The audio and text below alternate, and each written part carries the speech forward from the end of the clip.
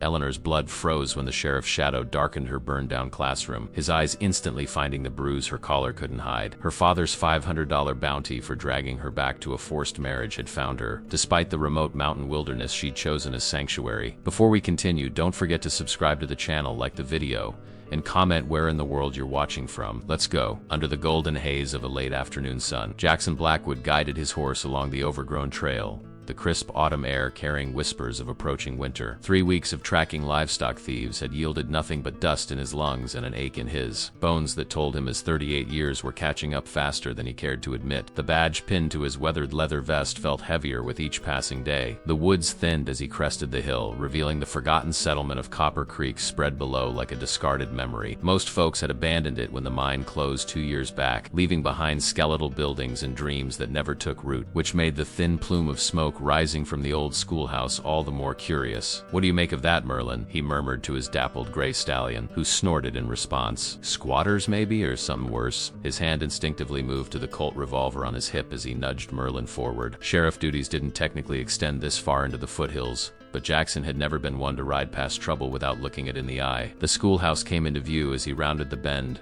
a pitiful sight that made his chest tighten. Once the pride of Copper Creek, the modest building now stood half-broken, its roof partially collapsed from what appeared to be fire damage. Windows were cracked or missing entirely, and the white paint had long since surrendered to the elements, peeling away like old scabs. Yet there was life here. A small vegetable garden sprouted beside the building, well tended despite the harsh mountain soil. Wooden crates served as makeshift steps leading to the front door, which hung slightly ajar. And then he heard it, a woman's voice, gentle but firm, floating through the broken window. "Who can tell me what happens when water f—" "Yes, Ellie, that's right. It becomes ice." Jackson dismounted slowly, tying Merlin to a nearby post before approaching with cautious steps. The floorboards of the small porch groaned beneath his weight as he peered through the doorway, hands still hovering near his gun. What he saw made him forget the weapon entirely. In the filtered light of the damaged schoolroom sat 6 children of varying ages on mismatched chairs and crates, their attention fixed on a young woman standing before a salvaged blackboard. Her auburn hair was pulled back in a simple bun, wisps escaping to frame a face that struck him as both delicate and determined. She wore a burgundy dress with a white collar, modest and proper, despite its obvious wear. Something about the way she stood, straight-backed and dignified amid the ruins, made Jackson remove his hat without thinking. "And what about when ice melts? Does anyone remember the word for that process?" she asked, turning slightly toward a small boy raising his hand enthusiastically. That's when she saw him, the tall, bearded stranger filling her doorway with his broad shoulders and watchful eyes. Her body tensed instantly, one hand moving protectively toward her students while the other clutched her book tighter against her chest. For a moment they simply stared at each other, suspended in silent evaluation. Jackson noticed details in that heartbeat of time, the faint bruise yellowing along her jawline, the wariness behind her composed expression, the way her knuckles whitened around the book she held like a shield. "Afternoon, ma'am," he finally said, keeping his voice low and even. "Sheriff Jackson Blackwood from Summit County. Wasn't expecting to find a school in session up here." She swallowed visibly but lifted her chin. "Miss Eleanor Harper. These children need education regardless of where they find themselves." Her accent wasn't local, there was an eastern refinement to it, softened but still detectable. Another piece of the puzzle that didn't quite fit. The children watched wide-eyed, some clutching worn books to their chests, others inching closer to Miss Harper as if seeking shelter in her shadow. "No trouble intended, Miss Harper," Jackson said, remaining in the doorway. "Just investigating the smoke. Thought perhaps someone was squatting where they shouldn't." "We have permission," she replied quickly. Too quickly. Holloway allowed us use of the building before he left." Jackson nodded slowly, though he knew well enough that Tom Holloway had died of pneumonia last winter, never living to see spring. Whoever Miss Harper was running from, she'd crafted her story with care. "Mind if I come in? Been riding since dawn." Her hesitation was brief but unmistakable before good manners prevailed. "Of course, Sheriff. Children, please continue with your reading exercises while I speak with our visitor."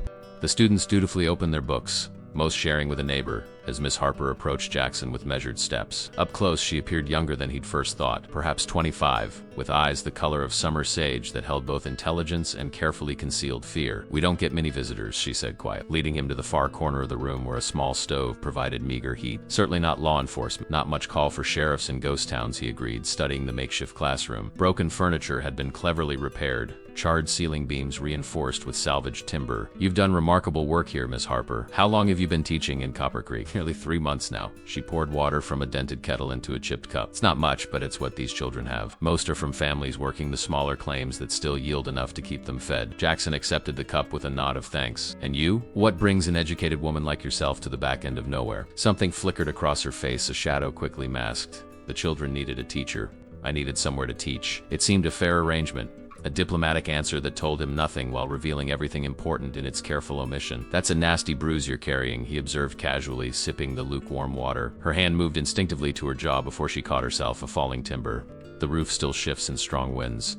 Another lie, smoothly delivered. The smallest child, a girl no more than 6 with blonde braids, abandoned her reading to approach Miss Harper, tugging gently at her skirt. Miss Ellie, will the sheriff make us leave? Pa says we ain't supposed to stay if men with badges come. Miss Harper knelt down, her expression softening as she straightened the child's collar. No, Sarah, the sheriff's just passing through. Remember what we discussed about hospitality to travelers? To offer comfort and kindness, the girl recited solemnly. That's right, Miss Harper stood again, facing Jackson with renewed composure. We'll be finishing our lessons soon, Sheriff. You're welcome to rest here before continuing your journey. There it was, the polite dismissal. The gentle but firm reminder that his presence disrupted whatever fragile sanctuary she had built. Among the ashes of Copper Creek, Jackson returned the cup, his weathered fingers briefly touching her smooth one. Much obliged, Miss Harper, but I should see to my horse. He settled his hat back on his head, tipping it slightly. Might come back this way tomorrow if that's acceptable. Been a while since I've seen proper schooling in action.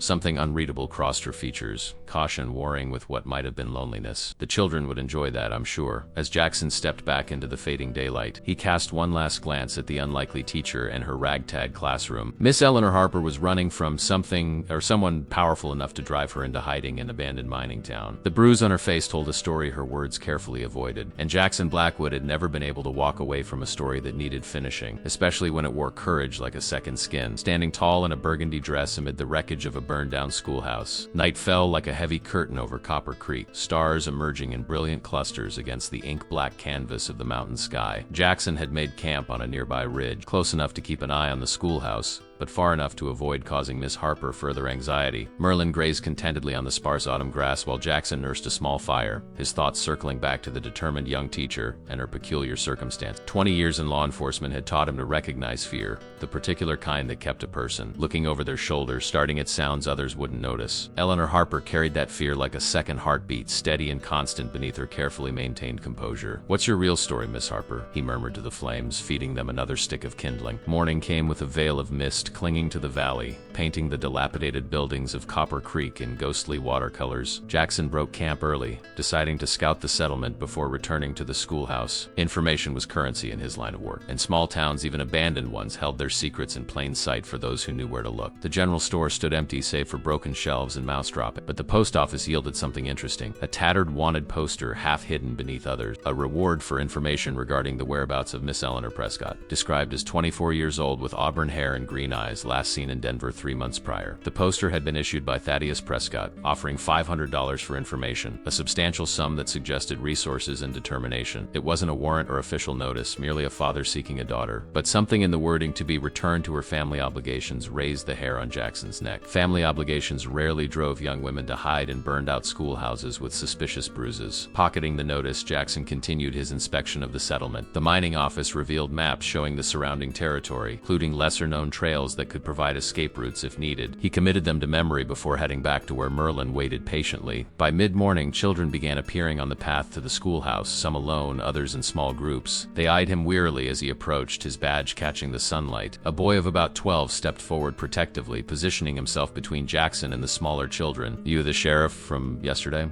He asked, trying to sound tougher than his years. That's right. Sheriff Blackwood, Jackson replied, dismounting. And you are?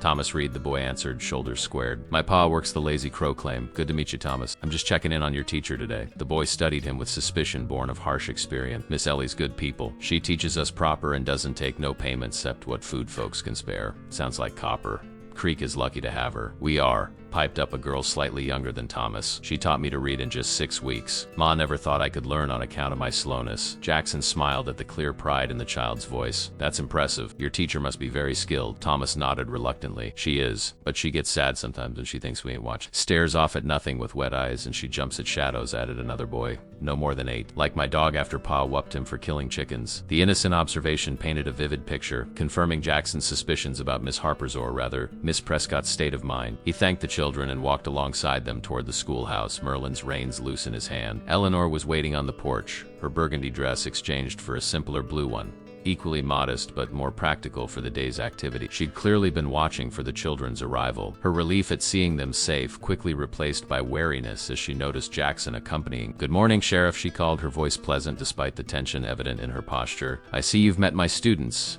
They speak highly of you, Miss Harper, he replied, emphasizing the surname with subtle meaning. Something flickered in her expression, a barely perceptible tightening around her eyes before she smiled and ushered the children inside. We're studying natural sciences today. You're welcome to observe if you wish. Jackson tied Merlin to the same post and followed them into the schoolhouse. In daylight, he could better appreciate the ingenuity with which Eleanor had restored functionality to the damaged building. Canvas had been stretched across the missing portions of roof, weighted down with rocks to prevent wind from carrying it away. The burned sections of flooring had been covered with flattened tin cans, creating a patchwork metal carpet that reflected the sunlight streaming through the windows. He settled onto a bench at the back of the room, watching as Eleanor transformed before his eyes. Whatever burdens she carried seemed temporarily lifted as she engaged with the children, her face animated with genuine passion for the subject. She described the water cycle with such vivid imagery that even the youngest students remained captivated, using simple experiments with cups and cloths to demonstrate evaporation and condensation. Her education was evident in every explanation, every patient answer to eager questions. This was no ordinary schoolteacher who had stumbled into a remote mining town by chance. When the children broke for their midday meal, sharing humble portions of bread and dried meat in the schoolyard, Eleanor approached Jackson with 2 cups of tea steeped from what appeared to be local herbs. You have questions, she stated simply, handing him a cup. I recognized it yesterday in your eyes. Jackson accepted the tea with a nod. Observant of you. Necessity has made me so. She sat beside him, smoothing her skirts with one hand. What do you wish to know, Sheriff? Perhaps we could start with your real name, Miss Prescott. The cup trembled slightly in her hands before she steadied it. I see you've been thorough in your investigations. It's my job to notice what doesn't fit, he replied evenly. And a refined young woman teaching in a burned-out schoolhouse with a fading bruise on her jaw certainly qualified. Eleanor looked away, her gaze finding the children playing outside. Eleanor Harper was my mother's name before she married. I thought it ... appropriate under the circumstances. And those circumstances involve Thaddeus Prescott of Denver, the man offering $500 for your return to family obligations. Her knuckles whitened around the cup. My father is a man who believes daughters are assets to be leveraged for business advantage. Nothing more. The bruise? Jackson asked quietly. A parting gift from my father's business associate, Mr. James Hollister, she answered, her voice stripped of emotion. A man of 62 years who paid $40,000 for the privilege of making me his third wife. When I expressed my ... reluctance ... he demonstrated how he intended to overcome any future objections. Jackson's jaw tightened at the matter-of-fact way she described such cruelty. You ran. I had prepared for months, Eleanor admitted. Saved what money I could, memorized train schedules, studied maps. My father had announced the engagement at a dinner where I was not present. The marriage contract was signed while I was being fitted for a wedding dress I never asked. How did you end up in Copper Creek? A ghost of a smile touched her lips. Desperation and luck. I had a friend, my former governess, who once spoke of this place. Her brother worked the mines before they closed. When I needed somewhere no one would look for a banker's daughter from Denver, I remembered her stories. She glanced toward the door, ensuring no children had wandered back inside. I came here expecting to hide, perhaps work as a laundress or cook. Instead, I found children with no teacher, a community barely holding on, and purpose when I most needed it. Jackson studied her face, noting the quiet dignity that hardened into determination as she spoke. Your father won't stop looking. Men like that don't accept losing what they consider theirs. I'm aware, Eleanor replied softly. Quote, the children have 2 more weeks of lessons before winter makes travel to the schoolhouse impossible. After that ... she shrugged at the gesture at odds with the fear in her eyes. I had hoped to reach California eventually. Before Jackson could respond, a commotion erupted outside, children shouting, their voices high with excitement or alarm. They both rose instantly, Eleanor moving with surprising speed toward the door. 2 riders had entered the clearing, dust-covered men with hard faces and holstered guns visible beneath their long coats. They weren't wearing badges, but they moved with the practiced efficiency of men accustomed to hunting prey. Thomas stood protectively in front of the smaller children, his young face set in defiance. We're looking for a Miss Eleanor Prescott, called the taller of the 2 men, his voice carrying across the yard. Heard she might be in these parts, playing schoolteacher. Eleanor froze in the doorway, her body rigid with recognition. Jackson moved beside her, one hand discreetly touching the small of her back in silent support, the other resting near his holstered Colt. Bounty hunters, she whispered, so faintly he barely caught the words. My father's men. Jackson stepped forward, positioning himself in the doorway to partially shield Eleanor from view. His posture remained casual, but years of tracking dangerous men had taught him to read the subtle signs, the way the taller bounty hunter's hand hovered near his holster, the calculating gaze of the shorter one, scanning escape routes. These weren't ordinary hired hands. They were hunters who enjoyed the chase. Afternoon, gentlemen, Jackson called, thumbs hooked in his belt near his badge. Something I can help you with? The men exchanged glances, clearly recalibrating their approach at the sight of law enforcement. The taller one, lean and hawk-nosed with a scar bisecting his left eyebrow, nudged his horse forward. Name's Carlton Weeks. This here's my associate, Rufus Payne. We're representatives of Mr. Thaddeus Prescott of Denver, looking for his daughter who's gone missing under concerning circumstances. That's so, Jackson replied, letting the mountain drawl thicken his voice. Don't recall any notices about missing persons coming across my desk in Summit County. Weeks produced a folded paper from his coat, a more official-looking document than the poster Jackson had found. We're operating with the full knowledge and cooperation of the Denver authorities. Miss Prescott disappeared with family jewelry and documents. Her father is concerned for her well-being. Behind him, Jackson felt Eleanor's sharp intake of breath, her fingers clutching the doorframe. Mighty strange place to look for a Denver banker's daughter, Jackson observed. Copper Creek's been all but abandoned since the mine dried up.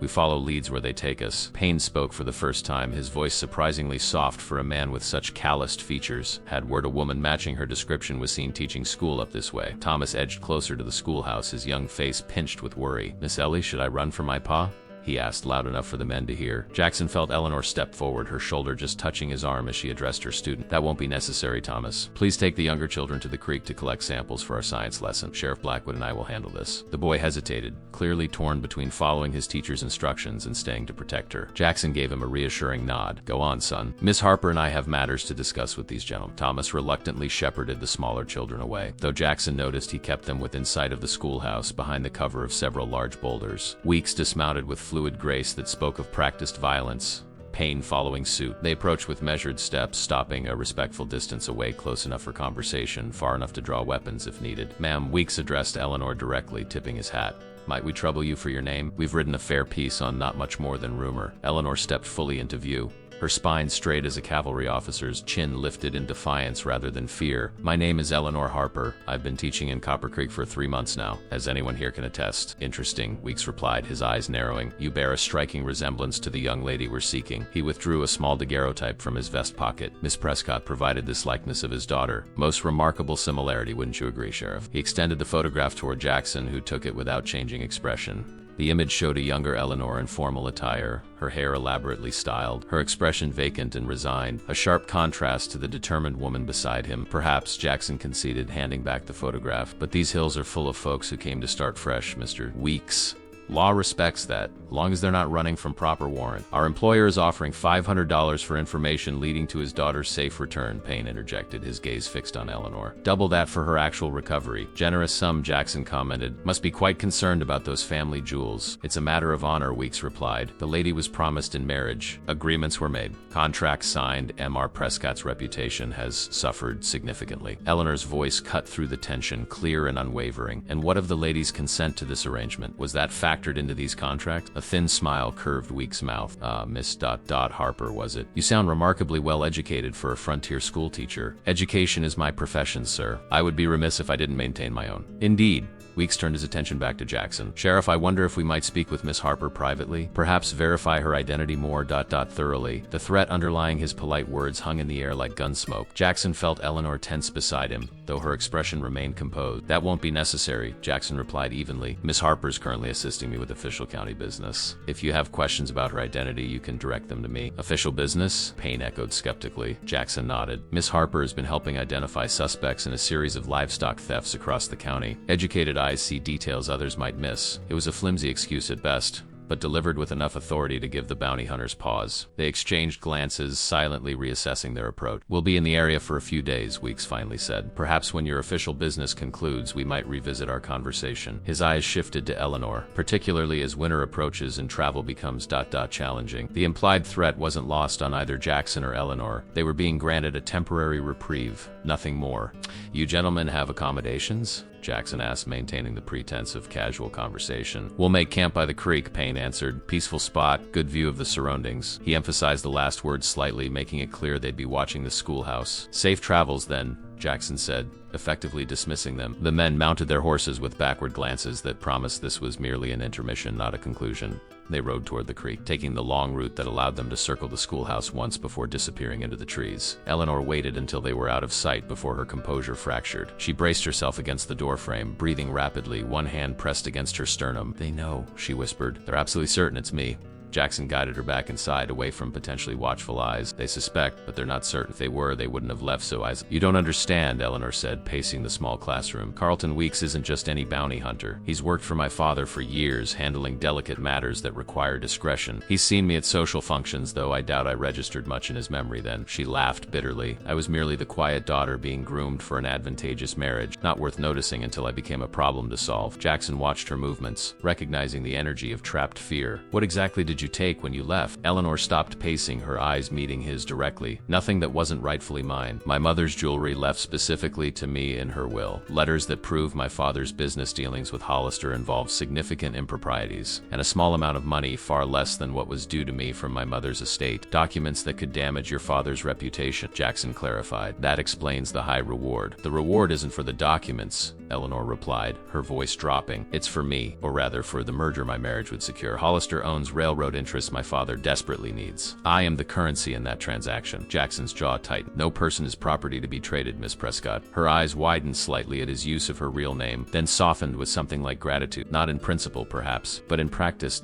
single quotes. She gestured vaguely toward the window, hence my current circumstances. Outside, they could hear the children returning from the creek, their voices carrying on the clear mountain air. Eleanor composed herself quickly, straightening her dress and smoothing her hair. I should continue the lesson, she said, professional mask sliding back into place. They've already lost so much schooling. And tonight? Jackson asked quietly, Eleanor's hands stilled. Tonight I pack what little I have and slip away before dawn. Weeks in pain may be watching, but I know these mountains better than they do after 3 months here. Alone? In these mountains with winter coming and bounty hunters on your trail? Jackson shook his head. That's a death sentence of a different kind, Miss Prescott. I don't see alternatives presenting themselves, Sheriff, she replied, a trace of sharpness entering her voice. Unless you intend to arrest me for stealing my own inheritance. Jackson held her gaze steadily. I have a cabin, remote, well-provisioned, about 15 miles northwest of here, accessible only by trails few know exist. Hope and suspicion warred in Eleanor's expression. Why would you help me? You barely know me. I know enough, Jackson answered simply. I know you're teaching children in a burned-out building because they need learning more than you need comfort. I know you'd rather face mountain winters alone than be sold to a man who struck you for having an opinion. Some things don't require long acquaintance to recognize. Eleanor studied him, weighing his words against what must have been a hard-earned distrust of men's motives. The children's voices grew louder as they approached the schoolhouse. The children, she said softly. I can't simply disappear without explanation. They've had enough abandonment. Jackson nodded, understanding. Finish today's lessons. Say your goodbyes properly. We leave at midnight. I know a route they won't expect. For the first time since he'd met her, Eleanor's smile reached her eyes, brief and fragile, but genuine. Thank you, Sheriff Blackwood. Jackson, he corrected quietly. If we're fleeing bounty hunters together through mountain passes, we might as well use our given names. Jackson, she echoed, testing the shape of it. I'm Eleanor. The children burst through the door, small hands clutching rocks and leaves for their science lesson, effectively ending their conversation. But as Eleanor turned to greet her students, the brief glance she cast over her shoulder carried both terror and something rarer, the first fragile seed of trust. The afternoon crawled by with excruciating slowness, each minute stretching like molasses in January. Eleanor taught with heightened fervor, as if trying to impart a month's knowledge in mere hours. Jackson watched from the back of the room, dividing his attention between the lesson on rock formations and periodic checks of the tree line where he knew Weeks in pain were maintaining their surveillance. When the final lesson concluded, Eleanor kept the children longer than usual, reviewing their progress in individual subjects, offering specific encouragement to each student. Jackson recognized the ritual for what it was, a farewell she couldn't explicitly speak. Thomas, she said to the oldest boy as the others gathered their belongings, I'd like you to continue leading the reading circle for the younger children, even on days when weather prevents everyone from traveling here. The boy nodded solemnly, sensing something significant in her request. Yes, Miss Ellie, I can do that. Sarah, she continued, kneeling before the little girl with blonde braids. Remember what I told you about practice? Your letters are improving every day. Don't stop just because. Her voice caught briefly. Just because it's difficult sometimes. One by one, she spoke to each child, offering parting wisdom disguised as daily guidance. The children seemed to intuit the weight of her words, responding with unusual solemnity. When the last child had departed with a lingering backward glance, Eleanor closed the schoolhouse door and leaned against it, eyes closed. That was well done, Jackson said quietly. It wasn't enough, she replied, still facing the door. They deserve consistency, completion, not another adult who vanishes from their lives without explanation. You're giving them the best protection you can, not letting them become entangled in your troubles. He rose from his bench. Pack only what's essential. One bag, light enough to carry if we need to abandon the horses. Eleanor nodded, professional composure firmly back in place. I'll be ready by nightfall. I'll return at midnight. Lock the door after I leave and don't open it for anyone but me. As Jackson stepped onto the porch, he caught sight of a distant figure on horseback at the edge of the trees. Payne or Weeks. maintaining their vigil. He tipped his hat in their direction, a deliberate acknowledgement that he knew they were watching, then mounted Merlin and rode unhurriedly down the path toward town, instead of leaving Copper Creek entirely. Jackson circled back through a dry creek bed, approaching the abandoned livery stable from behind. The building was structurally sound despite its neglect, offering temporary shelter for Merlin and a vantage point from which to monitor the schoolhouse and the bounty hunters' camp without being observed. Through his field glass, he watched Weeks make his way down to the creek where Payne had established their camp. The men conversed, gesturing occasionally toward the schoolhouse. Even at this distance, their body language conveyed confidence, predators certain their prey was cornered. Dusk settled over the mountains, painting the abandoned buildings in deep purple shadows before darkness claimed them entirely. Jackson waited, cleaning his Colt by feel more than sight, reviewing the escape route in his mind. The most obvious path northwest would take them through a narrow canyon easily monitored and ideal for an ambush. Instead, they would head south initially, following game trails through dense forest before cutting west and then north again, a circuitous route that would cost them time but improve their chances of avoiding pursuit. At precisely midnight, Jackson approached the schoolhouse from the rear, leading Merlin and a second horse he'd found in the Laveria's sturdy brown mare that showed signs of previous hard use but sound judgment. The windows were dark as he'd instructed. He tapped lightly at the back door, 3 short raps, a pause, then 2 more. The lock clicked immediately, suggesting Eleanor had been waiting just inside. She appeared in the doorway, silhouetted against the faint glow of banked coals in the stove. Her dress was gone, replaced by a practical ensemble that startled Jackson momentarily: trousers, boots, and a man's flannel shirt beneath a woolen coat, her hair braided and tucked beneath a wide-brimmed hat. A small leather satchel was slung across her body. "Don't look so shocked, Sheriff," she whispered, a hint of amusement in her voice despite the tension. "Did you expect me to flee through the wilderness in petticoats and silk?" "No, ma'am," he recovered quickly. "Just admiring practical thinking when I see it. These belong to my governess's brother. She sent them when I wrote of my circumstances." Eleanor closed the door behind her, running her hand along the weathered wood in a final farewell. "I've left letters for the children. They deserve some explanation, even if it can't be the whole." Jackson nodded, pressed by her thoughtfulness even in crisis. "This is Willow,"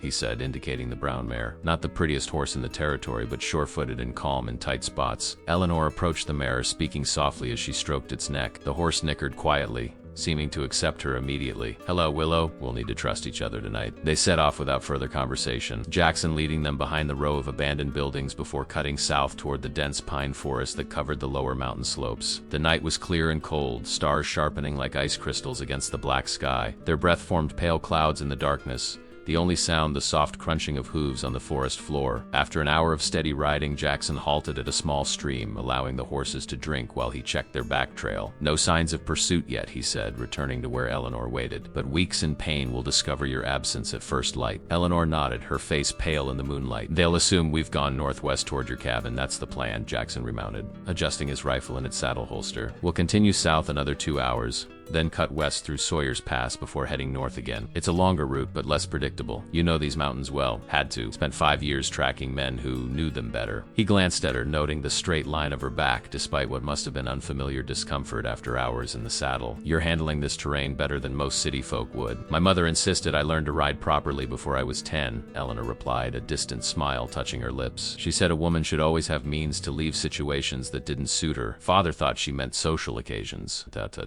Everything else sounds like a wise woman. She was, until consumption took her 3 years ago. Eleanor adjusted her grip on the reins, voice softening. "After she died, Father changed, or perhaps he merely stopped concealing his true nature without her influence to temper it." They continued in silence for a while, the rhythm of the horses' movements creating a hypnotic backdrop to the tension of their flight. The forest grew denser, moonlight filtering through the canopy in silver shafts that illuminated patches of their path. "What about you, Sheriff?" Eleanor asked eventually. "What led you to law enforcement in these remote mountains?" Jackson considered the question, unused to discussing his past. "War has a way of clarifying what a man can live with and what he can't. After Antietam, I couldn't stomach any more sanctioned killing. Came west, looking for open spaces and fewer people." He ducked beneath a low-hanging branch, found that badge-wearing let me stop violence more often than participate in it. Yet here you are, risking your position to help a stranger evade lawful representatives of her father's interests. The irony wasn't lost on him. Law and justice aren't always the same thing, Miss Eleanor. Your father's representatives may have Denver's blessing, but selling human beings went out with the Emancipation Proclamation, as I recall. She studied his profile in the dappled moonlight. "You're an unusual man, Jackson Blackwood." "Been called worse," he replied with the ghost of a smile. Their conversation halted abruptly as Jackson raised his hand in warning. Ahead, through the trees, flickered the unmistakable glow of a campfire. "Hunters?" Eleanor whispered, instinctively drawing Willow closer to Merlin. Jackson shook his head slightly, eyes fixed on the distant light. "Maybe, but we can't risk it. We'll detour east, follow the ridgeline until we're well clear." They turned turned the horses carefully, moving with deliberate slowness to minimize noise. A twig snapped beneath Willow's hoof, the sound like a gunshot in the quiet forest. They froze, listening intently. From the direction of the campfire came voices, then the sound of movement, someone investigating the noise. "Ride," Jackson whispered urgently. Now, they urged their mounts forward, abandoning stealth for speed. Behind them, shouts erupted, followed by the thunder of pursuing horses. "Not hunters," Eleanor gasped as branches whipped past them. "No," Jackson confirmed grimly. "Third man we didn't account for, likely stationed to watch the southern escape routes." They crashed through underbrush, ducking low branches, trusting their horses' instincts in the darkness. A shot cracked through the night, wide of its mark but close enough that Eleanor flinched. Jackson led them into a stream, the water muffling their horses' hoofbeats as they splashed upstream. The channel narrowed, then divided around a rocky outcropping. "There!" Jackson pointed to a barely visible gap in the stone, a narrow passage partially obscured by hanging moss and ferns. He dismounted quickly, leading Merlin into the crevice. Quickly, Eleanor followed, sliding from Willow's back and guiding the nervous mare into the hidden opening. The passage widened slightly inside, opening into a small grotto invisible from the stream. Above them, stone walls rose 15 feet to a tiny opening that admitted a single shaft of moonlight. They stood motionless, breathing hard, horses shifting restlessly in the confined space. Outside, hoofbeats approached, slowed, then stopped. Voices murmured, arguing about which direction to follow. Eleanor pressed against the damp stone wall, eyes wide in the darkness. Jackson moved silently to stand beside her, one hand finding hers in silent reassurance. Her fingers clutched his, cold but steady. Minutes stretched like hours as they waited, listening to the searchers outside. Finally, after what seemed an eternity, the hoofbeats resumed, fading as they continued downstream. "They'll double back when they lose our trail," Jackson whispered. "But we've bought some time." Eleanor nodded, not yet releasing his hand. "How did you know about this place?" "Tracked a fugitive here 5 years ago. Man named Callahan, wanted for stage robbery." Jackson's thumb moved unconsciously across her knuckles. "He hid here 3 days before hunger drove him out." "What happened to him?" "Hanged in Denver." Feeling her tense, he added, "He'd killed 2 passengers, Eleanor. Different circumstances entirely from yours." She exhaled slowly, finally withdrawing her hand from his. "What now?" Jackson moved to the grotto's entrance, peering cautiously into the darkness. "We wait an hour, then continue. There's a trapper's cabin 2 miles north where we can rest until dawn." Eleanor leaned against the stone wall, exhaustion finally claiming its due. "I never thought I'd be grateful for a sheriff who once tracked fugitives for a living." "Former fugitive tracker," Jackson corrected, a smile warming his voice. "Current fugitive accomplice. Quite the career change in one night." Their soft laughter mingled in the darkness of the hidden grotto, a moment of unlikely lightness in the midst of desperate flight. Dawn broke reluctantly over the mountains, pale light filtering through gathering clouds that promised snow before day's end. The trapper's cabin Jackson had mentioned proved to be little more than a hunter's lean-to, fortified with rough-hewn logs and a stone fireplace. But after their night of tense riding, it seemed a palace to Eleanor. "It's not much," Jackson said as he coaxed a small fire to life in the hearth, "but it'll keep us warm while we rest." Eleanor sat on a crude bench, massaging feeling back into her fingers. The night's ride had taken its toll. Her muscles ached from hours in the saddle, and the cold had seeped into her bones despite the heavy coat. "It's perfect," she replied sincerely, "though I admit I hadn't envisioned quite this much adventure when I fled Denver." Jackson smiled slightly as he fed another stick to the growing flames. "Most folks who run from something don't consider what they're running toward, just what they're leaving behind." Philosophical for this hour of the morning. "Sheriff." Eleanor removed her hat, allowing her braid to fall free, but accurate. "I had plans to reach San Francisco, eventually a teaching position at a ladies' academy arranged through correspondence with my mother's cousin. But it was the not here that drove me more than the there." She stared into the fire, remembering. "When my father informed me of my engagement, he did so over breakfast." "Eleanor, you'll be pleased to know I've secured your future," he said, not even looking up from his newspaper, as if selling his daughter to a man 3 times her age was no more significant than acquiring a new business property. Her voice hardened. "When I objected, he reminded me that I existed to further the Prescott legacy, not to indulge in romantic notions of my own choosing." Jackson handed her a tin cup of coffee, black and strong enough to stand a spoon in. "Some men mistake ownership for legacy," he said quietly. "Possessing rather than nurture." "Is that what drove you west after the war?"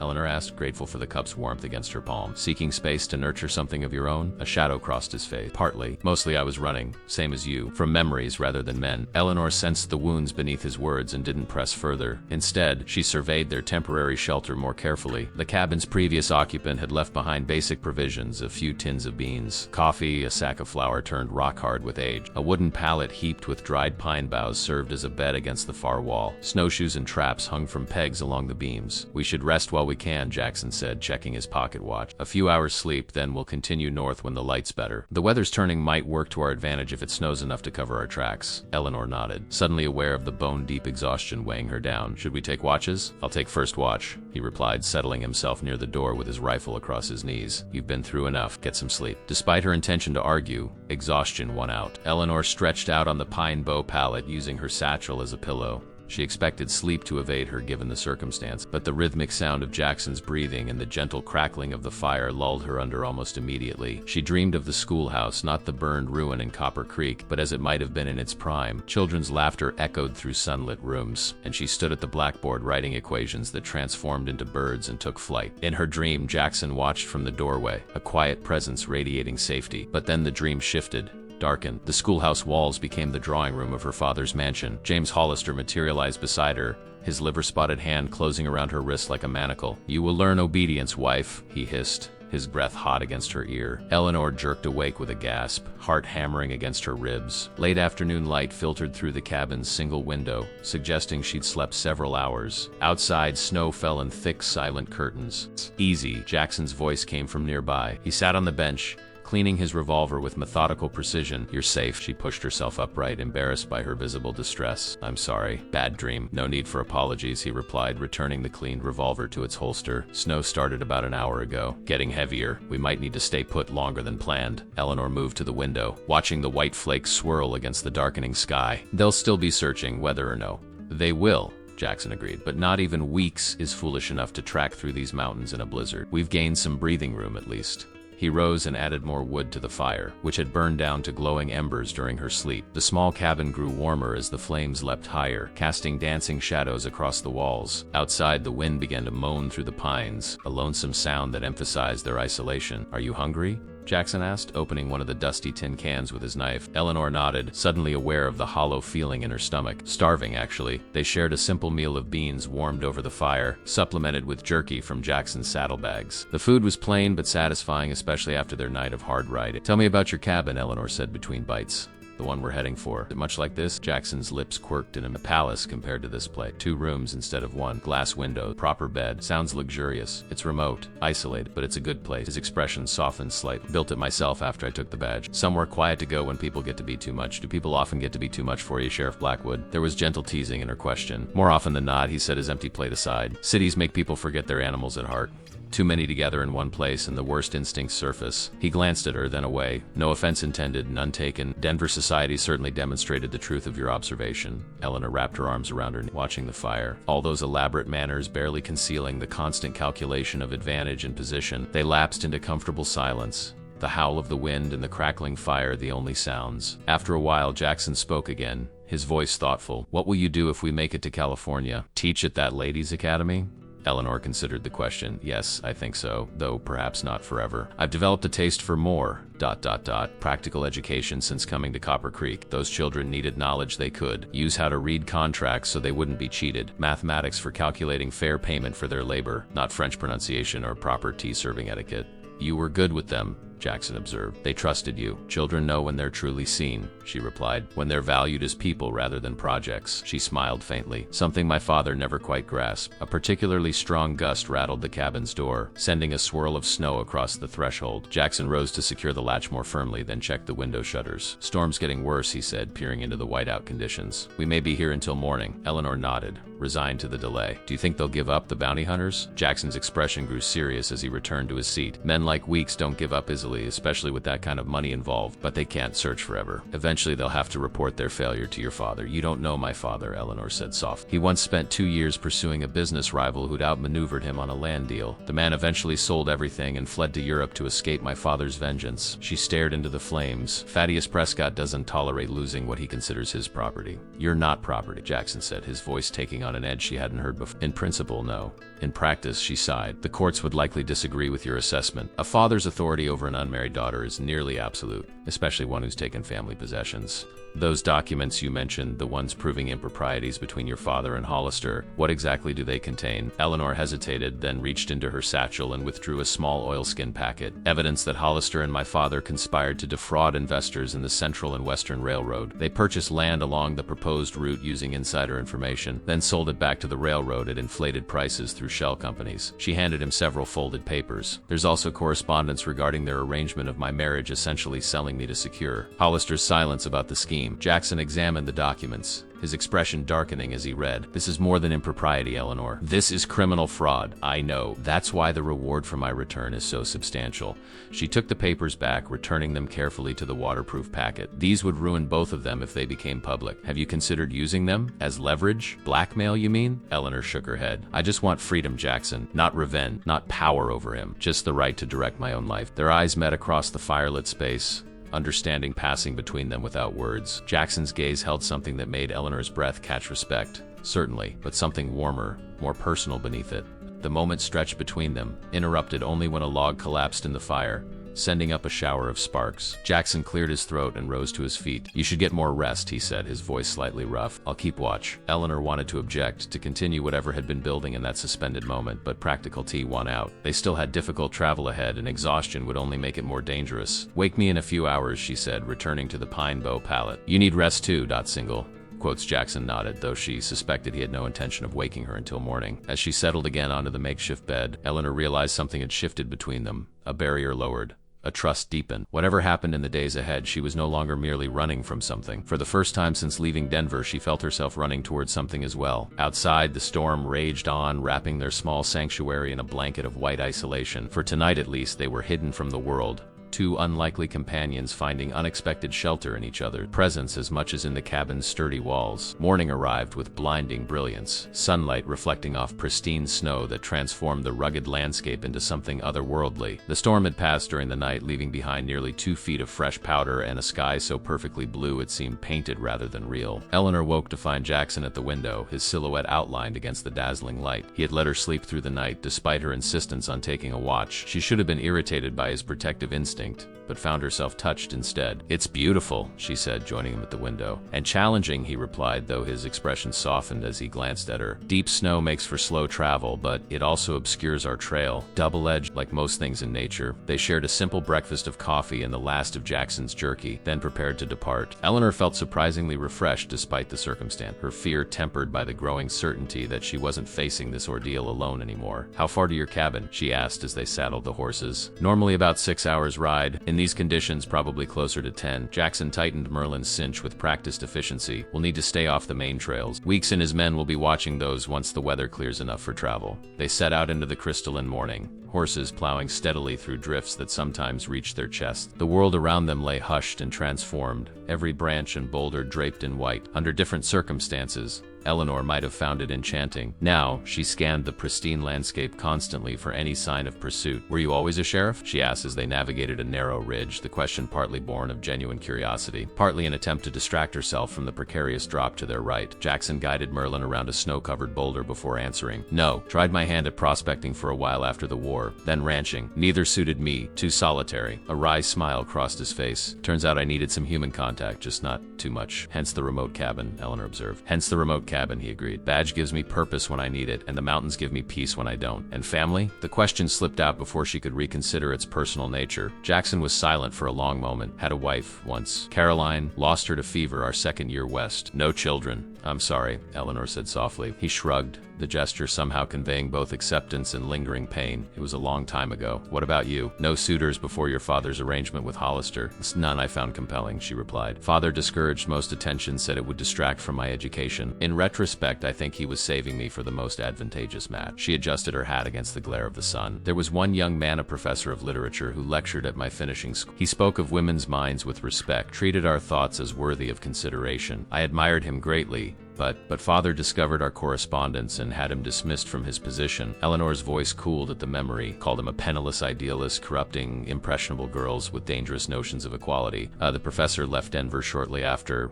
I often wonder if father threatened him with more than academic disgrace. They rode in thoughtful silence for a while, the only sounds the labored breathing of their horses and the soft compression of snow beneath hooves. Around midday they stopped in a small clearing to rest the animals and share the meager provisions Jackson had packed from the trapper's cabin. Eleanor leaned against a snow-covered pine, watching Jackson check the horse's legs for signs of strain or injury. His movements were gentle but efficient, his large hands surprisingly delicate in their ministration. She found herself wondering what it would be like to be cared for with such quiet attention. "What will you do when this is over?" she asked suddenly. "Return to your badge as if none of this happened?" Jackson straightened, brushing snow from his gloves. "Haven't thought that far ahead yet. You must have considered it. You're risking your position, possibly even legal consequences, by helping me." He met her eyes directly. "Some things matter more than badges or consequences, Eleanor." The way he said her name with a kind of reverent certainty sent warmth spiraling through her despite the cold. For a fleeting moment she allowed herself to imagine a different future than the one she'd been running toward. Not San Francisco and a ladies' academy, but something wilder, truer. Here, in these mountains, with a man who saw her value beyond her father's calculations. The moment shattered at the distant crack of a rifle shot. Jackson was beside her instantly, pulling her down behind the cover of a fallen log. "Stay low," he ordered, voice transformed from gentle to commanding in an instant. His hand went to his holstered revolver as he scanned the tree line. "Could it be hunters?" Eleanor whispered, though she already knew the answer. "Not likely. That shot wasn't aimed at game, it was too high. Someone firing as a signal." Jackson's eyes narrowed as he calculated distances and options. "They're on our trail sooner than I expected." "How?"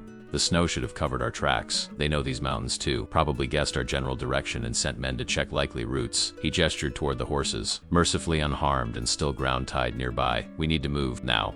They mounted quickly, abandoning their half-eaten meal. Jackson led them deeper into the forest, away from established trails, following a route that seemed to exist only in his mind. The going was painfully slow, each step requiring the horses to lift their legs high above deep snow. "There's an abandoned mine about 2 miles north," Jackson said as they navigated between closely growing pines, used to connect to others through underground tunnels. "If we can reach it, we might be able to lose them temporarily, maybe even circle back to a different route." Eleanor nodded, concentrating on keeping Willow steady through increasingly difficult terrain. The mare was beginning to tire, her movements growing labored as the day wore on. Behind them, no further shots had sounded, but the back of Eleanor's neck prickled with the certainty of pursuit closing in. They had nearly reached the ridgeline overlooking the old mine when disaster struck. Willow stepped into a snow-covered depression, stumbling badly as her leg plunged through a hidden pocket. The mare recovered, but not before letting out a pained whiny that echoed through the silent forest. Eleanor calmed her with soft words and gentle hands, but the damage was done. "They'll have heard that," Jackson said grimly, already dismounting. He moved quickly to examine Willow's leg, his expression tightening as he felt the slight swelling around her fetlock. "Not broken, but strained. She can't carry you much further today." Eleanor slid from the saddle, heart sinking. "I can walk. Not fast enough, Dot." Single quotes. Jackson glanced back the way they'd come, then toward the mine entrance barely visible through the trees ahead. He made a quick decision. "Take Merlin. Ride for the mine. I'll follow with Willow and cover our tracks as best I can." "I won't leave you behind," Eleanor protested. "You're not. You're giving us both the best chance." He took her by the shoulders, his gaze intense. "Be right behind you. But if something happens, Merlin knows the way to my cabin.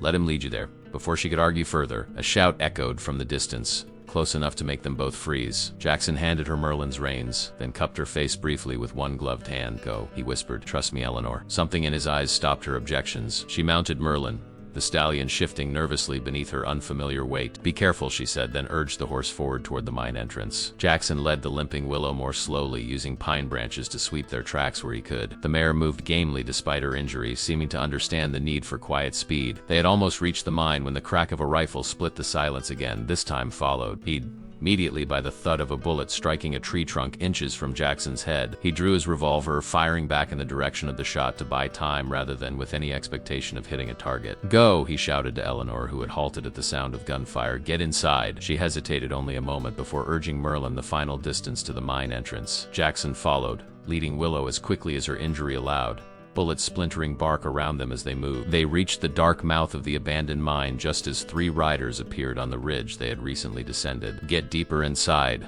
Jackson ordered, drawing his rifle from its saddle holster as Eleanor dismounted. "There's a fork about 50 yards in. Take the left passage." "What about you?" she demanded, even as she grasped Merlin's reins to lead him into the darkness, buying us time. His expression brooked no argument. "Go, Eleanor, please." She nodded finally, disappearing into the mine with both horses. Jackson positioned himself just inside the entrance, using the corner for cover as he sighted down his rifle toward the approaching riders. He recognized Weeks leading the trio, the bounty hunter's face set in cold determination. Even at this distance, Jackson fired a warning shot that kicked up snow at the feet of Weeks' horse. causing the animal to rear in momentary panic. The message was clear: come closer at your peril. The bounty hunters pulled up, taking cover behind trees and boulders as they assessed the situation. That's far enough, Weeks, Jackson called, his voice carrying in the crystal air. You're interfering with legitimate business, Sheriff, Weeks shouted back. Prescott's offering a reward for anyone who helps recover his daughter, too. $500 could set you up nice. Not interested in blood money, Jackson replied. Miss Prescott isn't property to be recovered. That's not for you to decide. The bounty hunter's voice hardened. Hand her over now. We'll tell Mr. Prescott you were helpful. No need for things to get messy. Jackson's only response was another warning shot that splintered the branch above Weeks' head. A flurry of return fire peppered the mine entrance, forcing him deeper inside. He retreated slowly backward, unwilling to abandon his defensive position entirely. In the shadows behind him, he heard Eleanor's footsteps returning. Jackson, she whispered. What's happening? Stand off for now, he replied quietly. But they know we're cornered. They can afford to wait us out.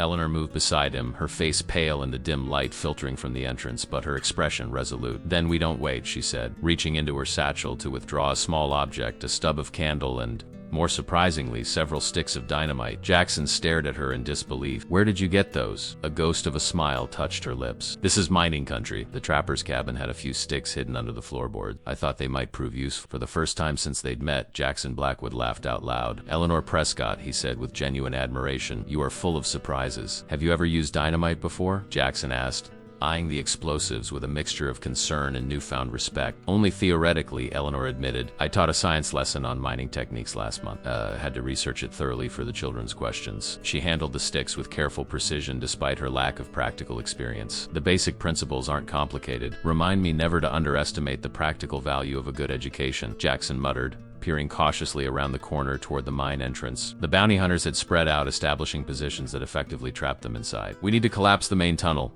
Eleanor, her mind working through the problem like it was a complex equation on her classroom blackboard, but only after we're safely in the left passage. According to the maps I saw in the mining office in Copper Creek, that passage should connect to a vertical shaft that emerges about half a mile north of here. Jackson stared at her. You memorize the mine layouts? I study everything about my surroundings, she replied simply. It's what kept me alive these past months. He shook his head in amazement, then refocused on the tactical problem. If we can block this main entrance, it might buy us enough time to reach the northern shaft before they realize there's another way out. A bullet ricocheted off the rock near the entrance, sending stone fragments flying. They ducked deeper into the tunnel. They're getting bolder, Jackson observed grimly. We need to move now. Single quotes, working quickly by the fading light from the entrance. Eleanor prepared 2 of the dynamite sticks, using the candle to light the fuses. Jackson provided covering fire, keeping the bounty hunters at bay while she worked. Ready, she whispered, the lit fuses sputtering in the darkness. We have about 2 minutes. They retreated rapidly down the tunnel, leading the horses as quickly as Willow's injury allowed. The mine's interior was black as pitch beyond the first bend, forcing them to navigate by touch along the rough-hewn walls. The air grew colder and danker as they descended, heavy with the mineral scent of earth and old timber supports. Here's the fork, Jackson said, feeling the tunnel divide. Left passage, like you said.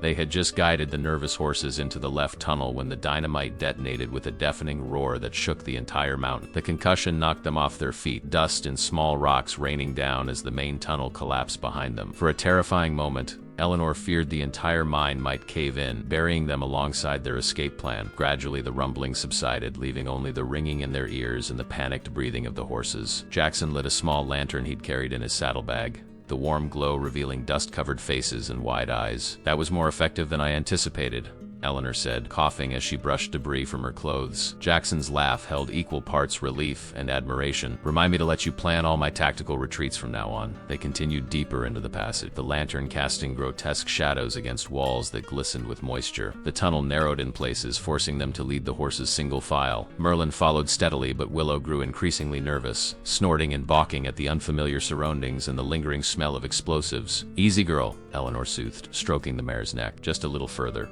The passage began to slope upward after they'd traveled what felt like half a mile, hope rising with each step toward the surface. Then disaster struck. A section of the ceiling had partially collapsed, leaving a gap barely large enough for a person to squeeze through, but impossible for horses. No, Eleanor whispered, staring at the obstacle. The maps didn't show any blockages. Jackson raised the lantern higher, examining the cave-in.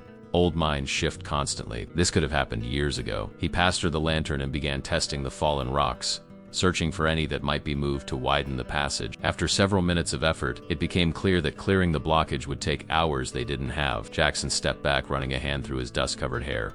We need to leave the horses, he said finally, the decision clearly paining him. There's no way to get them through. Eleanor stroked Willow's muzzle. the mar nuzzling against her hand. They'll be trapped. Not necessarily. The main tunnel might be partially passable after the dust settles. Weeks and his men could find them and follow us. Jackson nodded grimly. It's a risk, but we don't have much choice. With heavy hearts, they removed essential supplies from the saddles, fashioning makeshift packs they could carry. Jackson took his rifle and ammunition, while Eleanor secured her precious satchel of documents. They left the horses with loosened girths and full canteens hanging from the saddle horns. Gesture of hope that felt painfully inadequate. I'm sorry, old friend, Jackson murmured to Merlin, pressing his forehead briefly against the stallion's neck. Find your way home if you can. Eleanor blinked back unexpected tears as she said her own goodbye to Willow.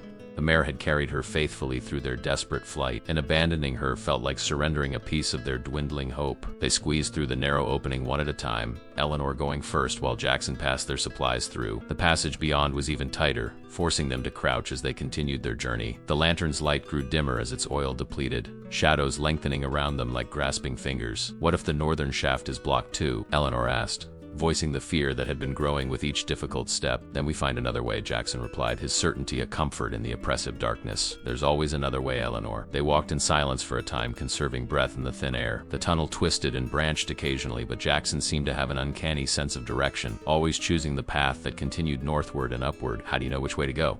Eleanor asked after a particularly junction. Feel the air, he replied. Fresh air sinks, flows like water finding the lowest point. Down here, if you feel the faintest breeze against your face, it's coming from outside. Eleanor concentrated, and indeed felt the ghost of movement against her skin when she turned down one particular branch. You learned this as a sheriff? As a boy, actually. My father was a coal miner in Pennsylvania. He used to take me into the safer portions of the mine, teach me how to navigate, how to listen to the mountain. Jackson's voice softened with memory. He said, a man who can read the earth will never truly be lost. He sounds like a wise man. He died in a cave-in when I was 14. Jackson ducked beneath a low-hanging support beam. I swore I'd never work underground after that. Yet here I am. Here you are, Eleanor echoed, using what he taught you to save a stranger. You're not a stranger anymore, Eleanor. The simple statement carried a weight that made her heart quicken. Before she could respond, the lantern sputtered and died, plunging them into absolute darkness. Jackson? She reached out blindly, panic rising. His hand found hers immediately, warm and solid in the disorienting blackness. Here, stay calm. We're close to the shaft. I can feel the air current getting stronger. I can't see anything, she whispered, fighting the primal fear that clawed at her composure. Then we'll use other senses. His fingers tightened around hers. Close your eyes. They're already closed. It's pitch black. Close them anyway, he insisted gently. Now tell me what you feel. Eleanor took a deep breath, forcing herself to focus beyond the terror of blindness. I feel ... your hand, cold stone beneath my feet, and ... yes. Air moving against my face. Good. Now listen. She strained her ears, filtering out their breathing and the occasional drip of water. Then she caught it. A faint rhythmic sound. What is that? Wind through pine needles, Jackson said, satisfaction evident in his voice. We're close to the exit. They moved forward slowly, using touch to navigate, their joined hands a lifeline in the darkness. The air grew noticeably fresher, the sound of wind louder with each careful step. Then miraculously, Eleanor saw it. The faintest gray light ahead, so dim she might have imagined it if not for Jackson's quick intake of breath. The shaft, he confirmed. But we need to be careful.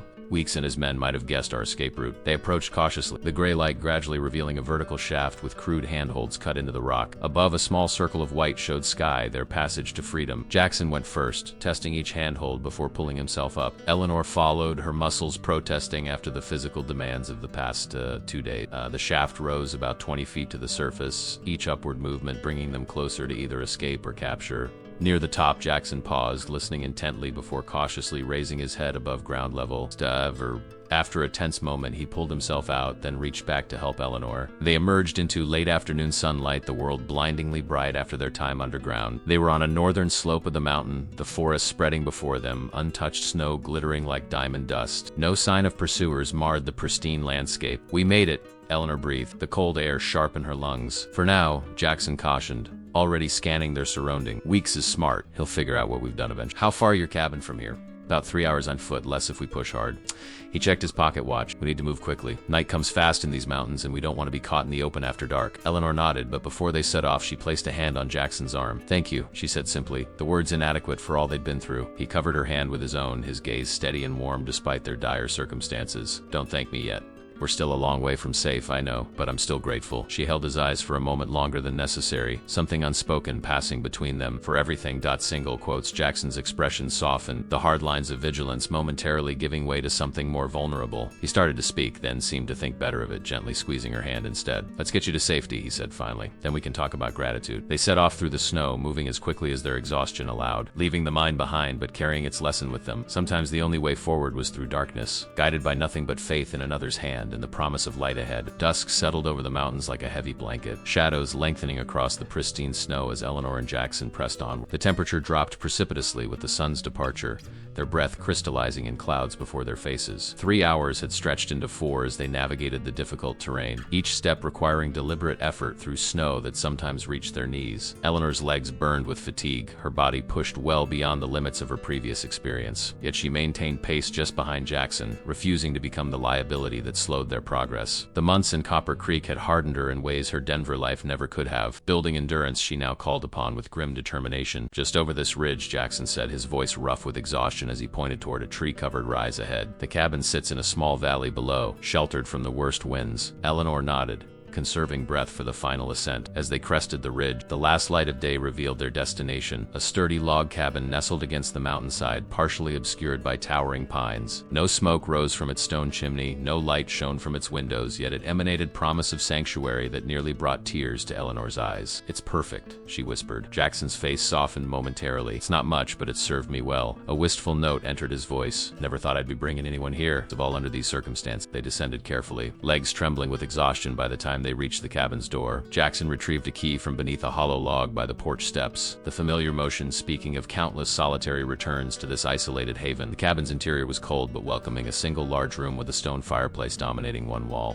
A small kitchen area, a simple table with 2 chairs, and a curtained alcove that presumably contained a bed. Bookshelves lined the walls, filled with volumes that surprised Eleanor with their variety and scholarly nature. This was not merely a hunter's outpost, but a thoughtfully created home. You have quite a library, she observed, as Jackson immediately set about building a fire in the long, cold hearth. Long winters, he replied, arranging kindling with practiced ease. A man needs occupation for his mind as well as his hands. Eleanor moved to the bookshelf, running her fingers along leather-bound spines. Philosophy, history, mathematics, literature. The collection revealed dimensions to Jackson Blackwood that his taciturn exterior concealed. She pulled out a well-worn volume of Emerson's essays, opening to find annotations in a careful, educated hand. "These are your notes?" she asked, surprised by the depth of the marginalia. Jackson glanced up from the now crackling fire, a flush that wasn't entirely from exertion coloring his cheeks. "Reading without reflection is like eating without digestion." Bacon. Eleanor identified the quote with a smile. "I'm beginning to think there's a great deal about you that your sheriff's badge doesn't reveal." Jackson Blackwood. "Most people see what they expect to see," he replied, rising to his full height. "A lawman in rough country doesn't invite scholarly expectations. And what do you see when you look at me?" The question escaped before she could reconsider its boldness. His eyes held hers across the room, firelight deepening their color. "A woman of extraordinary courage facing impossible choices with grace I've rarely witnessed." The simple honesty of his answer stole her breath. She looked away first, returning the book to its place on the shelf. "I should check the windows, make sure we're secure." "Already done," Jackson said, moving to the kitchen area. This place was built with defense in mind. Limited approaches,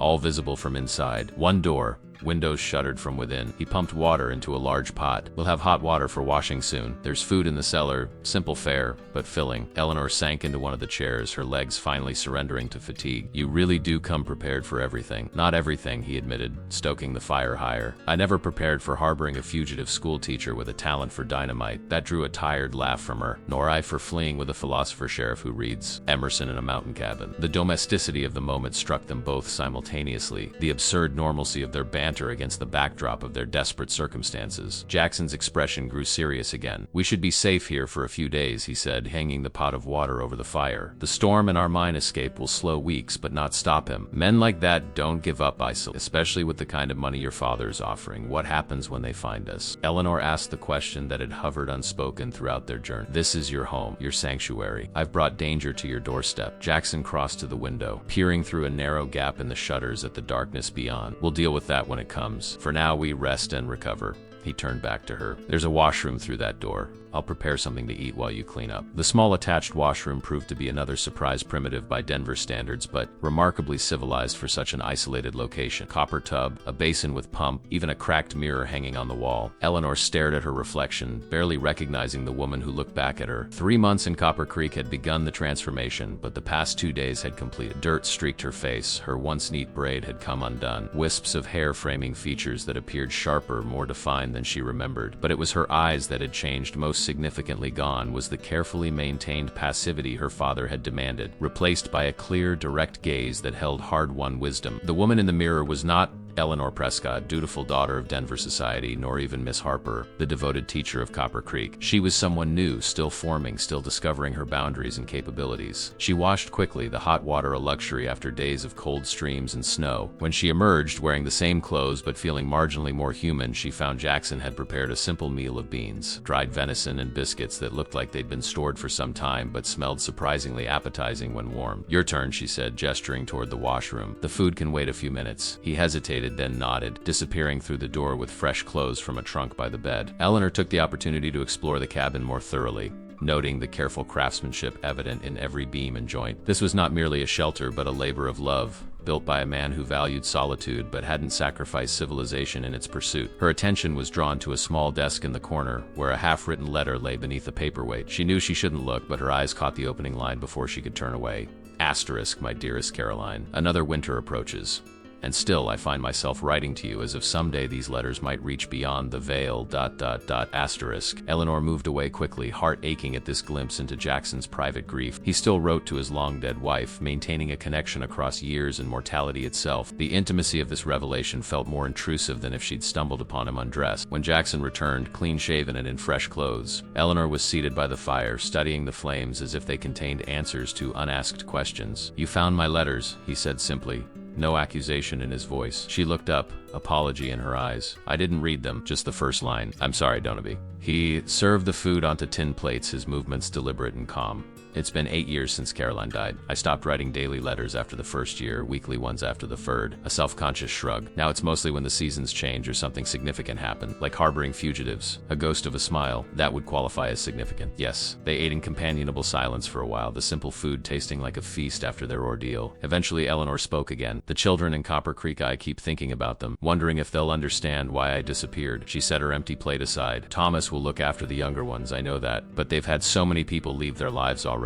"You left them better than you found them," Jackson said. "That's more than most can claim. Is it enough?" "It has to be." His voice held the weight of personal experience. "We rarely get to complete the work that matters most to us. We just do what we can with the time we're given." Eleanor studied him in the firelight, seeing beneath the rugged exterior to the thoughtful soul within. "Why did you help me, Jackson? Truly, you risked everything for a woman you barely knew, based on nothing but instinct and a bruise on my face." He considered her question with the seriousness it deserved. "I've spent my life upholding the law, but I've seen enough to know that law and justice aren't always the same thing." He leaned forward, elbows on knees. "What your father and Hollister planned was legal by the letter of the law, but that doesn't make it right. Sometimes a man has to choose between what's lawful and what's just, and that's reason enough to risk your life, your career. What worth is a badge if wearing it means standing aside while injustice happens before your eyes?" He met her gaze directly. "Besides, there's something about you, Eleanor Prescott. Something that makes a man want to be worthy of your courage." The naked honesty in his voice created a silence charged with unspoken possibilities. Eleanor felt her heart quicken, aware they had reached a precipice that had nothing to do with pursuit or escape. Before either could speak further,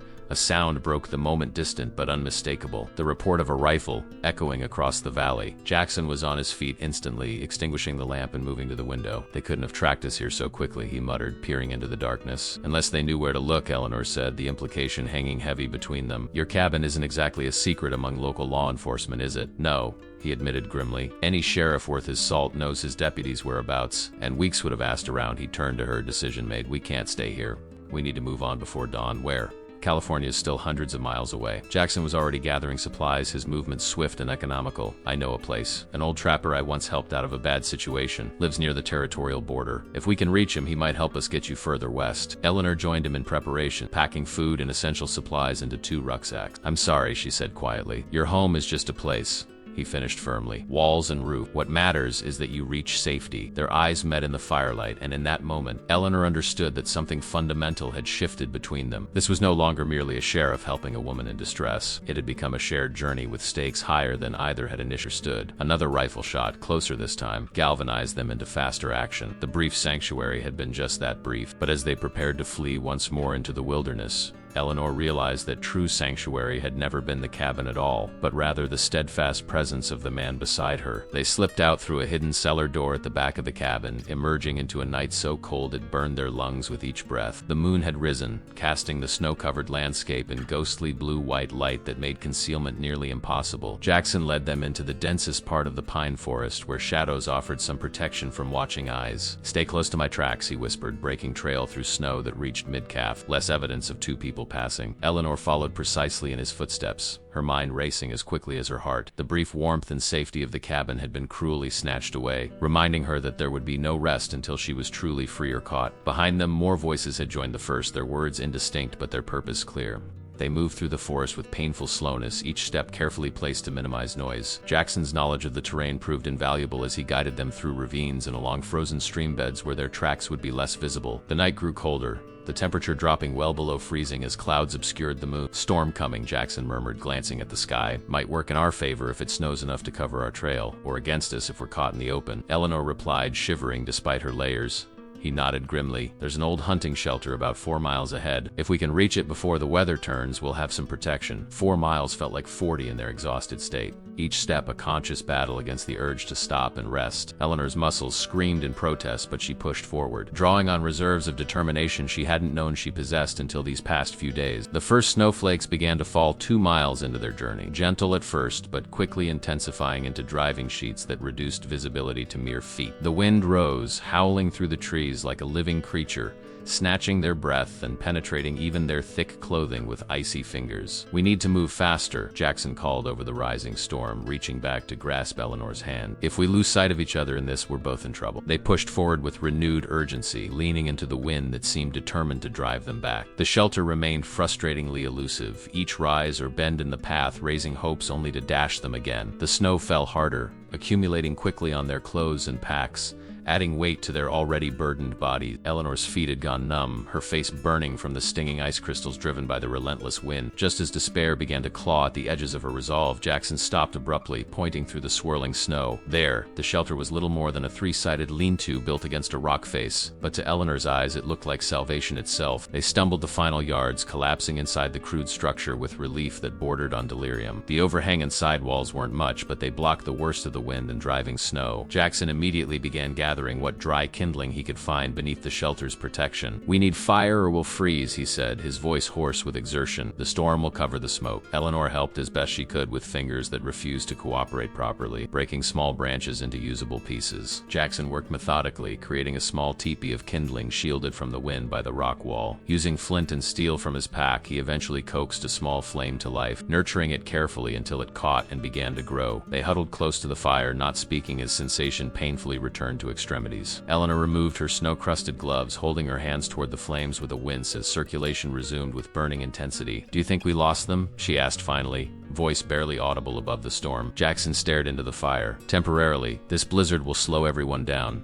us included." He added another branch to the flames. "But Weeks isn't the type to give up. Easily, not with the money your father's offering." $500 is a fortune, Eleanor acknowledged. "Enough to make men risk death in a mountain blizzard." "It's not just the money," Jackson said, his expression troubled. "When I spoke with Weeks at the mine, there was something in his manner, a personal investment beyond mere bounty hunting." Eleanor tensed. "What do you mean?" "Professional trackers develop a certain detachment. The hunt becomes routine, just another job." He met her eyes across the fire. "Weeks is different. He's hunting you like it's personal, like his reputation depends on bringing you back." A chill that had nothing to do with the temperature ran through Eleanor. "My father," she whispered. "He would have made it clear that failure wasn't an option." "What kind of man is he, truly?" Jackson asked, beyond the business dealings and social position. Eleanor stared into the flames, memories surfacing like dark shapes beneath ice. "After my mother died, something changed in him. Or perhaps it was always there and she had tempered it." She wrapped her arms around herself. "He became obsessed with control of his business interests, his social standing, and especially of me.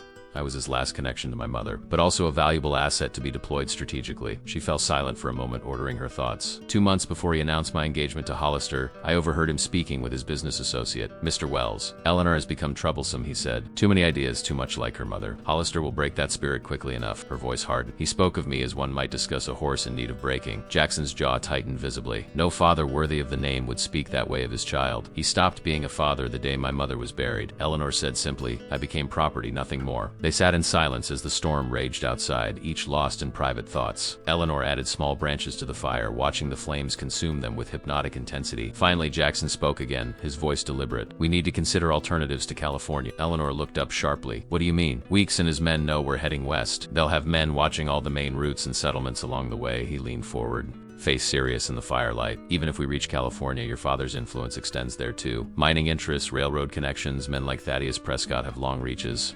Where then? Eleanor asked, dismay evident in her voice. I can't keep running forever, Jackson. No, he agreed. You can't. He hesitated, then continued carefully.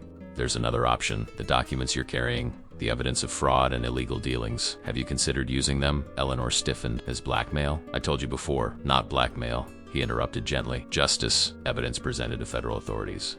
You're suggesting I publicly accuse my own father of criminal activity? The idea was simultaneously shocking and oddly liberating. I'm suggesting that men like your father and Hollister rarely face consequences for their actions because those they harm remain silent. Jackson's expression was grave. Sometimes justice requires difficult choices. Eleanor stared at him, mind racing. Even if I were willing, how would we accomplish it? We can barely stay ahead of weeks, let alone reach a federal marshal or judge. There's a telegraph office in Riverdale, 2 days' journey from here. We could send a message to the federal authorities in Denver, requesting protection in presenting your case. He leaned forward. With official interest in your father's activities, his pursuit of you would become significantly more complicated. The fire crackled in the silence as Eleanor considered his suggestion. It meant abandoning her careful plans for escape and anonymity, stepping instead into a public confrontation with the most powerful man she'd ever known. The prospect terrified her. He would never forgive me, she said softly. Do you need his forgiveness? Jackson asked, his voice equally quiet. Eleanor looked up, meeting his steady gaze.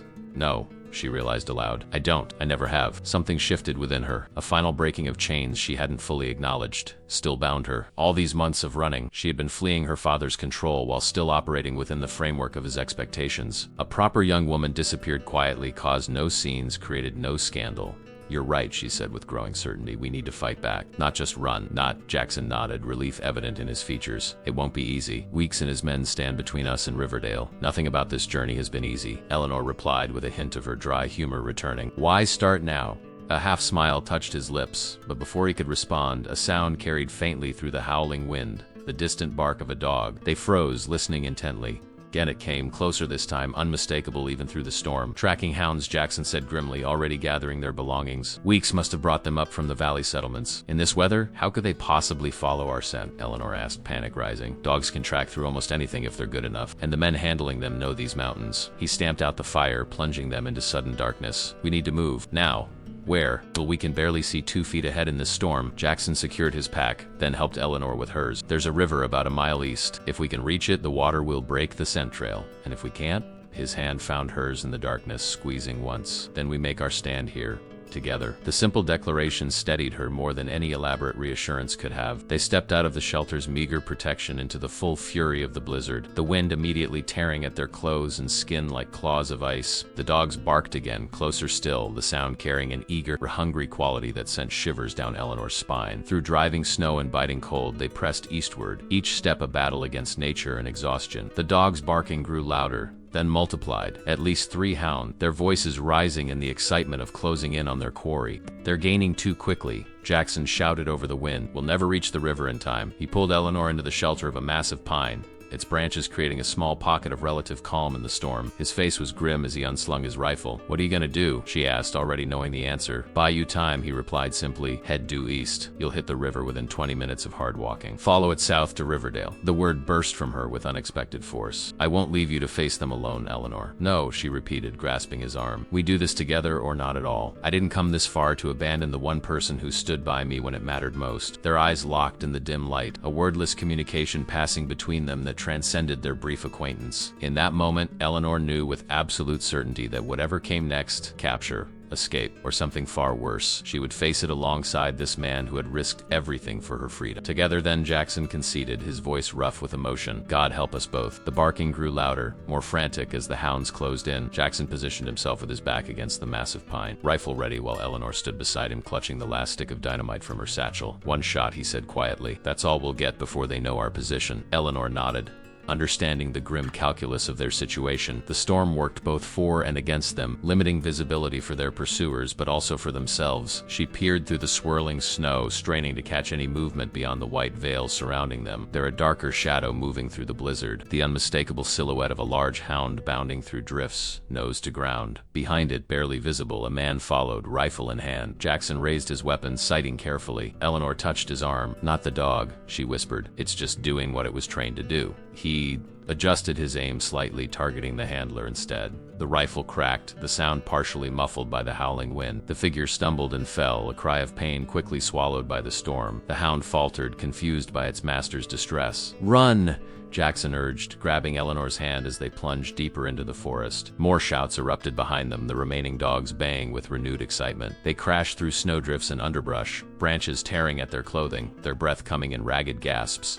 The ground began to slope downward, becoming steeper with each step until they were half running, half sliding down a treacherous incline. The river must be ahead, Jackson called over his shoulder, just as the earth suddenly gave way beneath his feet. Eleanor watched in horror as he disappeared over what appeared to be a small cliff edge, his hand torn from hers by the force of his fall. She skidded to a stop at the brink, staring down at a 10-foot drop to a frozen river below. Jackson lay motionless on the ice, the fall having knocked the wind from him. "Jackson!" she screamed, searching frantically for a way down. The dogs sounded terrifyingly close now, their handlers shouting commands that carried on the wind. With no time for caution, Eleanor made a split-second decision. She struck the dynamite's fuse against a match, the sparks catching despite the snow, then hurled it into the forest behind her before half climbing, half sliding down the embankment to where Jackson lay. The explosion rocked the hillside, sending a shower of snow and debris cascading down as she reached Jackson's side. He was conscious but dazed, struggling to sit up as she helped him to his feet. "We need to move," she urged, supporting him as he regained his balance. "The ice might not hold us long." They made their way cautiously across the frozen river, each step accompanied by ominous creaking sounds from beneath their feet. Behind them, confusion reigned on the ridge. The explosion had disoriented the dogs and scattered the pursuers, buying precious minutes of escape. Halfway across, the inevitable happened. A sharp crack split the air as the ice gave way beneath Jackson, plunging him waist-deep into the frigid water. Eleanor flung herself flat on the more solid ice,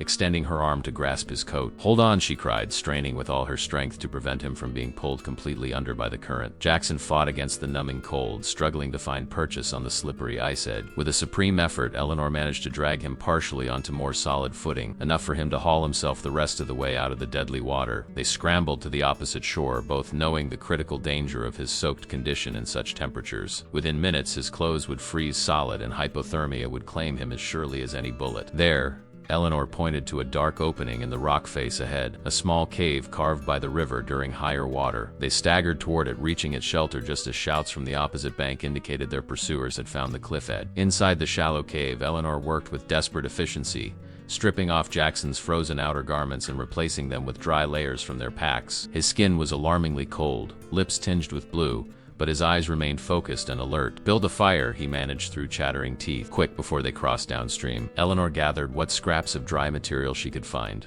papers from her satchel, a spare handkerchief, the oilskin wrapping that had protected her precious documents. With trembling hands, she coaxed a tiny flame to life, sheltering it from the draft until it caught the small twigs she fed it. The meager fire cast dancing shadows on the cave walls as she wrapped her coat around Jackson, holding him close to share what body heat she could provide. Outside, the storm continued its relentless assault, but the worst of it seemed to be passing, the wind diminishing to sullen moans rather than screaming fury. "They'll find a crossing soon," Jackson murmured, some color returning to his face as the fire grew stronger.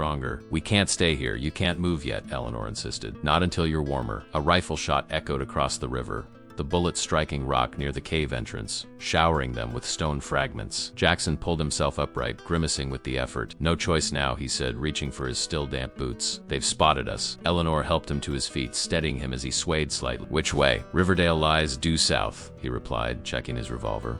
but they'll expect that. We need to double back somehow, find another route. Another shot struck closer, followed by the voice of Carlton Weeks carried clearly on the diminishing wind. This ends now, Prescott. Your father's patience is gone. Come out and maybe the sheriff lives. Eleanor and Jackson exchanged glances, a wordless plan forming between them. She squeezed his hand once, then moved to the cave entrance. I want your guarantee, she called back. Safe passage for Sheriff Blackwood back to Summit County, no charges filed. You have my word. Weeks responded after a moment's hesitation. He walks away, you come with us. Simple exchange. Jackson grasped her arm, his expression fierce. Don't even think about it. I'm not, she whispered, pressing his revolver into his hands. But they don't know that.